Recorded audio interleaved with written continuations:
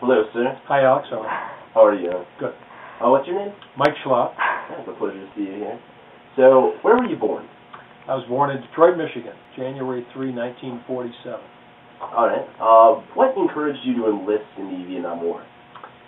Well, I didn't enlist in the Vietnam War. I mean, that's where I ended up, but I enlisted in the Marine Corps.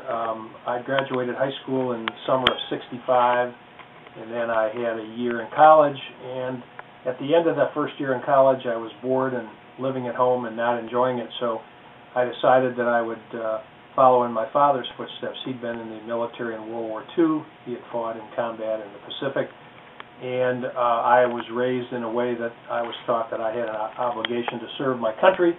And so I decided after 1 year of college I would drop out, go in the military for 2 or 3 years, complete my service, and then come back and resume my college time.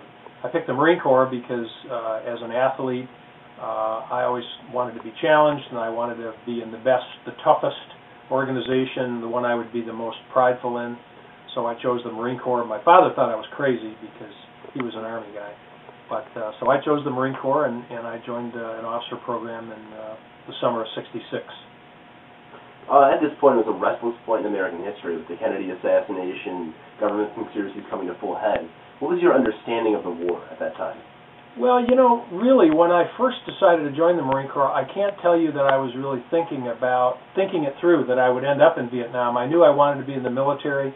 I knew I wanted to be in the Marines. I knew I wanted to be an officer. And I guess I kind of assumed that that would perhaps involve Vietnam, but I didn't really focus on it. And it wasn't until I got into my training and spent some time in the Marine Corps that it dawned on me that I probably was going to end up in Vietnam, which I did. Okay. So, interesting. How do you feel your service was in Vietnam? Did you enjoy it, or do you look back and regret it? No, I don't regret it. It's really a mixed bag.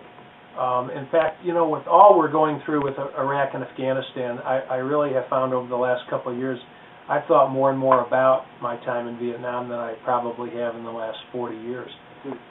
Just because I see a lot of young men and women that are going through some of the things that I went through, and it was pretty difficult. Parts of my service were fun. I mean, you know, we had a lot of funny things happen when I watched the show MASH, and see a lot of the funny things that happened in that show. A lot of funny things happened in Vietnam that I remember and can laugh about.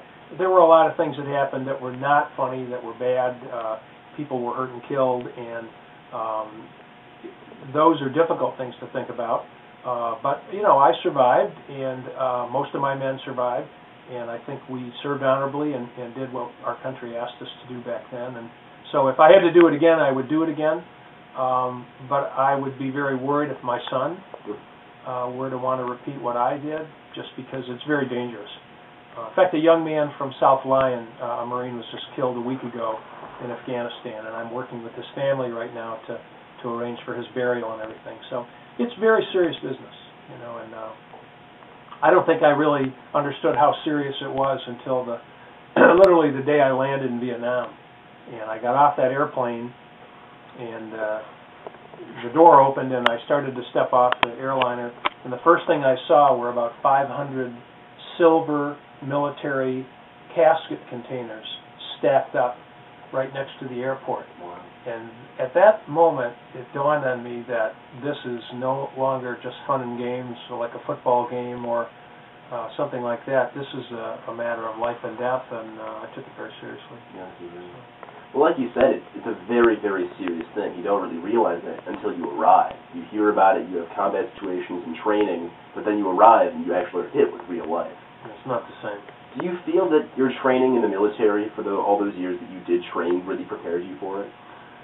Yeah, I do, and I can only speak from my experience in the Marine Corps. I think the Marine Corps training was far more difficult than the other services. I thought it was far more realistic, and the punches weren't pulled. So I think as much as you can be trained to do some of the things that you have to do, I thought we were well trained. But you know, it's one thing running around Quantico, Virginia, shooting blanks out of an M16 and springing ambushes. It's another thing to be in a position to actually be shooting at people and to be shot at, and to see at both ends, the results of combat. And in fact, with Osama bin Laden just being killed, I was kind of saddened by all the people cheering and acting like it's a holiday or something. I mean, first of all, it's a loss of life, even if it's Osama bin Laden and his men around him. But it just shows you that in a combat setting, in a war setting, loss of life is real, and there are ripples that go out from every person that is injured or killed that never go away.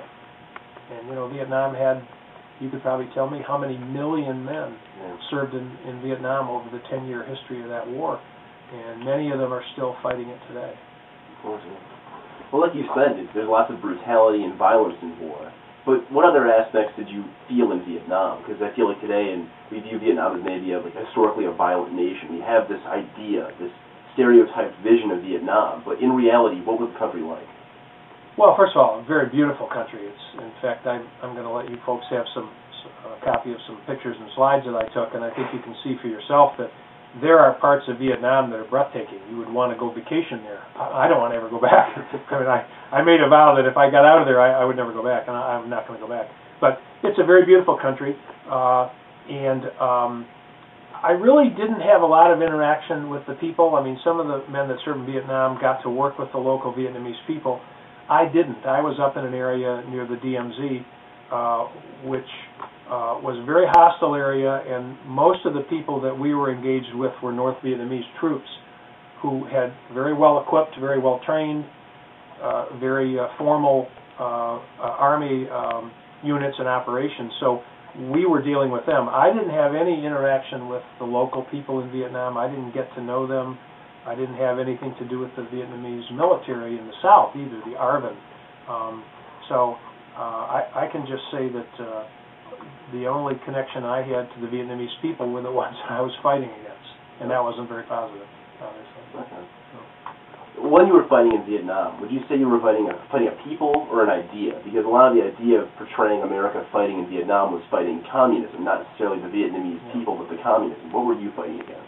Well, no idea ever killed anybody, as far as I know. That people kill people, and I can tell you, I certainly did not measure my service against an ideology. I mean, I knew the prevailing ideology of the domino theory and containment of communism and the support of the South Vietnamese government that was being attacked by the communist North, and I knew all that.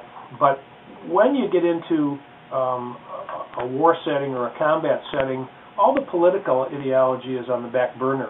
You are faced with day-to-day, hour-to-hour, minute-to-minute existence where, like, I had 52 Marines that I was responsible for.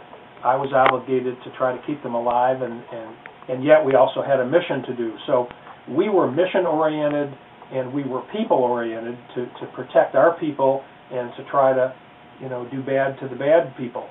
So ideology and ideas really weren't at all on our page. In fact, the only time we had much exposure to ideology was when we would get press reports from the United States about the anti-war protests. And that was very disconcerting to be in a combat zone and to have your life exposed to ending, and to find out that the people back home, many of them, not all of them, were not supportive. And it's one thing to be not supportive of the war or of the politics of the war, but it's another thing to be non-supportive of the men that are there.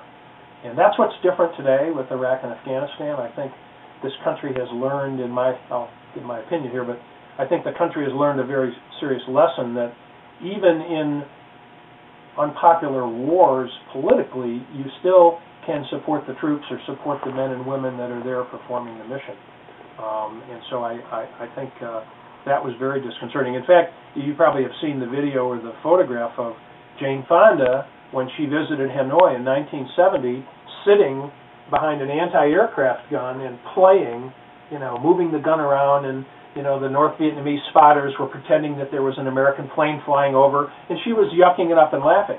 Well, the very minute she was doing that, I was on a hilltop in South Vietnam, having periodic attacks from the North Vietnamese army. And I viewed her conduct as disloyal and non-supportive, certainly. So the only ideas that really got back to us that we thought about, I guess, were the people that were against the war and that they weren't supporting us. How does that make you feel? The people you go off to defend, the people you go to save, are now disconcerted with how you're doing. They're completely against you in a sense. Well, it's a mixture of emotions. I think it's anger and it's disappointment. Certainly, that's probably not a word we use much, but incredulity. I couldn't understand it. I mean, my family supported me, my friends supported me, but I never felt that the vast majority of the American people were supporting us, were supporting their men and women, their brothers and sisters that were over there. And that continued when I got home. I mean, you probably studied this, but the tenor of the country in the late 60s, from 68 on until the war ended in 73, was to continue to treat the Vietnam veterans very poorly, very harshly. Probably for 10 years or more, I would not openly discuss the fact that I was a Marine officer, a Vietnam veteran, in social settings. I wasn't ashamed of it, and I'm not to this day. But it was very uncomfortable because a lot of people were still very much against the war, and they still were holding adverse feelings toward those who had gone into that war. So it's a much different setting now. Yeah. I have a hat that says Vietnam veteran I wear on the weekends. I've had people come up to me in the supermarket. I don't even know, and they just take my hand and thank me. You're welcome. Where were you 30 years ago? Yeah. But people change, people learn. This country's changed. Yeah. That's one of those interesting things about the war, actually. Like looking into it, why did we get into the war 30 years ago? Why did we get into the war? And looking at it today, what do you feel about that? How's your perspectives changed? Well, I think you have to judge the decisions that were made by the level of knowledge that a lot of people had back then. Hindsight's always perfect. Yeah. I'm a trial attorney, and I always go through an analysis when I try a case. If I've lost, what could I have done differently to win it? Well, I hate to say it, but that's pretty easy. You can always tell what's gone wrong after it's gone wrong.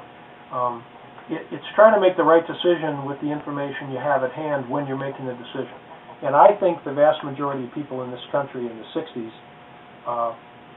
were strongly anti-communist, as an offshoot of, the end of World War II, the resurgence or the rise to power of the Soviet Union and Russia, the infiltration of communist ideology throughout a lot of areas of the country, Eastern Europe and certainly Southeast Asia.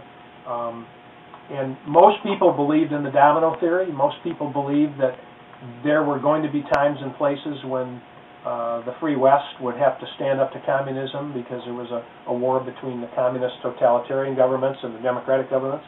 And this country, as a country, felt it had an obligation to do that and committed millions of men and women, hundreds of thousands of whom were wounded, 58,000 were killed. Was it the right thing to do?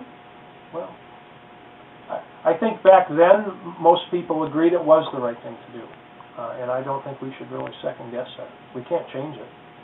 I'll be honest with you, though. I go through the same analysis when President Bush decided to invade Iraq and topple Saddam Hussein. As a combat veteran of Vietnam, I was dead set against that politically. I thought that was absolutely the wrong decision to make. And yet, for all the men and women who went and fought in that conflict, who are still there, I support them as much as I can. Because I think I try to make a distinction between the politics of the war and the warrior. Because the warriors are guys like you. When I joined the Marine Corps, I was only a year older than you. Yeah. And when I served in combat, I was 23. So